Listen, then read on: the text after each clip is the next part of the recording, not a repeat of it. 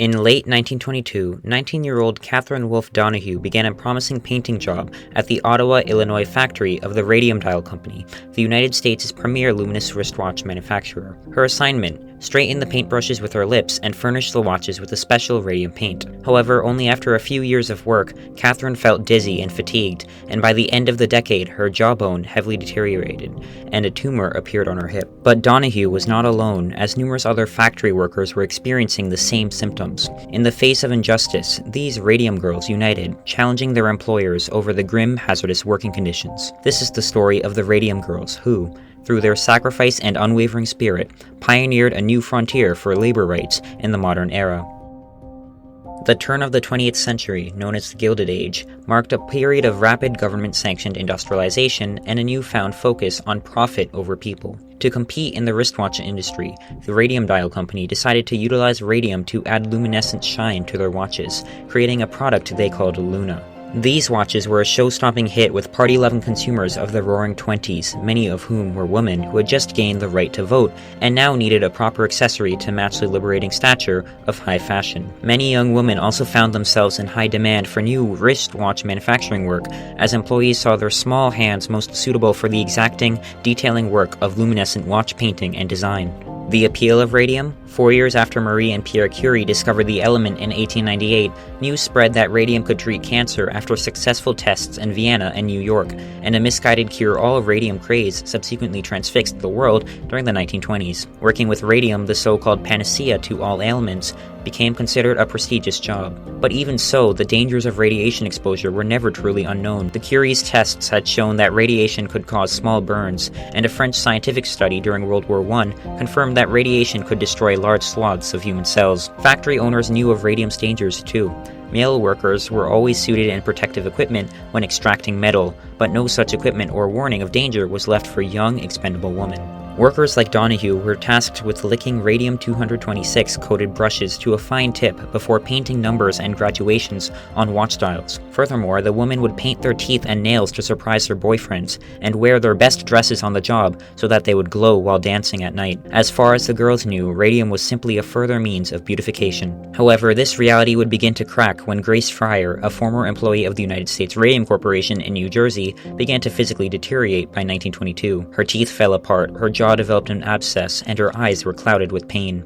On top of that, X-ray photos showed severe bone decay. Doctors were mystified by what they observed until pathologist Harrison Stanford Martland, a World War lieutenant colonel, successfully identified radium poisoning from Fryer's former occupation as the cause of her suffering. But the U.S. Radium Corporation did all it could to discredit these findings. Later that same year, Columbia University toxicology specialist Frederick Flynn offered to examine Fryer with a colleague and concluded that her health was as perfect as his own. However, this was an extremely fraudulent examination.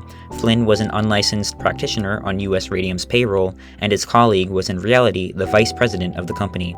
Fryer did, however, receive support from the National Consumers League, an organization dedicated to implementing safer workspaces, decent pay, and better working hours for women and children, who played an integral role in bringing Fryer's plight to a national focus. In 1922, director of the New Jersey Consumers League, Catherine Wiley, began consulting with statisticians and Harvard professor Dr. Alice Hamilton, the mother of the occupational safety and health movement, to further establish correlation between radium and the dial factory workers' sickness. U.S. radium executives themselves were aware of the health risks posed by the company's activities in Orange. Earlier in the decade, the company contracted Catherine Drinker, Hamilton's supervisor, and her husband, Cecil Drinker, to study working conditions in their factory. The Drinkers described a heavily contaminated workplace and sickened workforce with advanced radium necrosis and unusual blood conditions.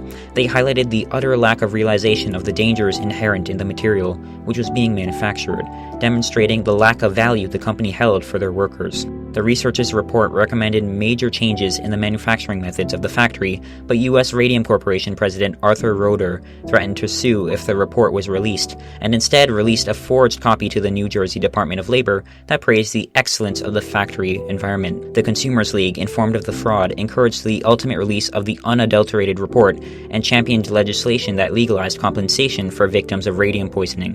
By 1926, it had successfully lobbied for the recognition of radium necrosis as an occupational disease by the State Workmen's Compensation Board.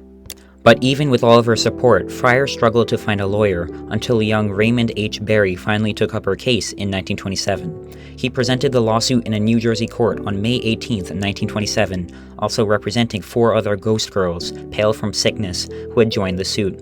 Meanwhile, scientists and medical examiners conducted an autopsy of Amelia Maggia, Radium's first victim in 1922, and discovered that her bones were highly radioactive.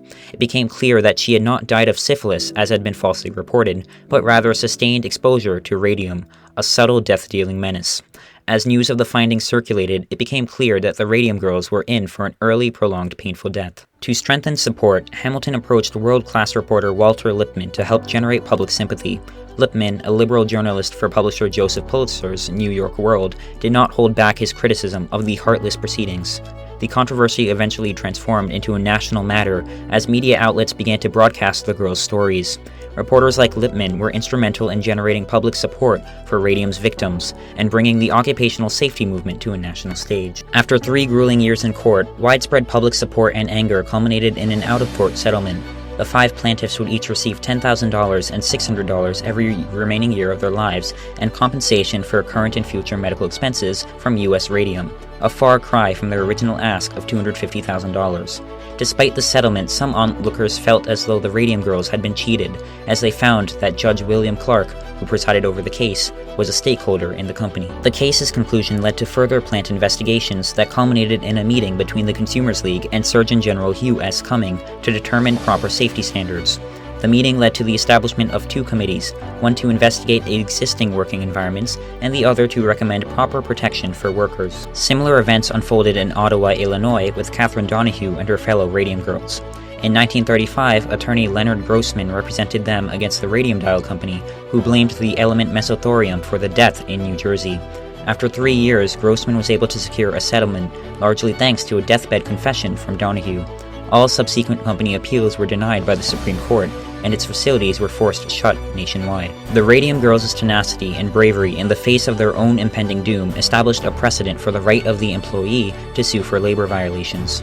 Their legal battle, broadcast by national media across the country, led many American workers to question traditional occupational safety and workers' rights protections. The Radium Girls' struggle also laid the foundation for corporate accountability by showing the dangers of deregulation in a hands-off laissez-faire system. The Radium Girls, real people with emotions and lives slowly moving to an inevitable, painful death, truly showed a national audience how cruel it was for young factory workers to be considered expendable in the United States. Following their legal battle, federal and state legislation made occupational diseases compensationable and extended the window of opportunity for workers to file illness claims. In addition, many factories mandated access to protective equipment, safety guidelines, and proper training. The formation of the Occupational Safety and Health Administration in 1971 is an example of the case's long-lasting success. At a time when women were seen as second-class citizens, the Radium Girls defied all boundaries and entered the national spotlight. They brought to light the exploitation of female workers who lacked the economic and political power to protect themselves.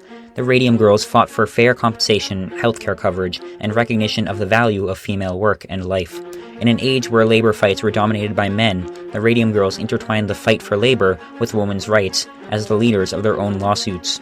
The girls' story became a rallying cry for feminists looking to challenge the national manipulation of female workers. The plight of the Radium Girls also presented a new frontier in American scientific knowledge. In addition to exposing the dangers of radioactivity, the story of the Radium Girls showed the risks of putting naive faith in new scientific and technological advancements.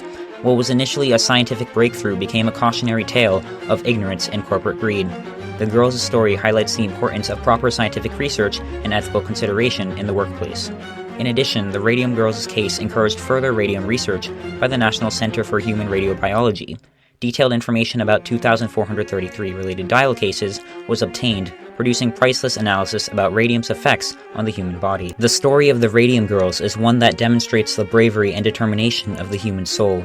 Fighting through repeated roadblocks and their own rapidly deteriorating health, these women continued to persevere. Their sacrifice ignited a spark that changed the course of history.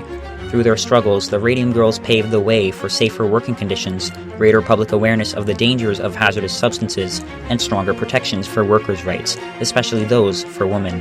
Even in the modern day, the struggle for labor rights, particularly for women and children, still continues in many parts of the world. In 2023, the legacy of the Radium Girls lives on, reminding us all of the importance of standing up for what is right and fighting for the protection of human life and dignity.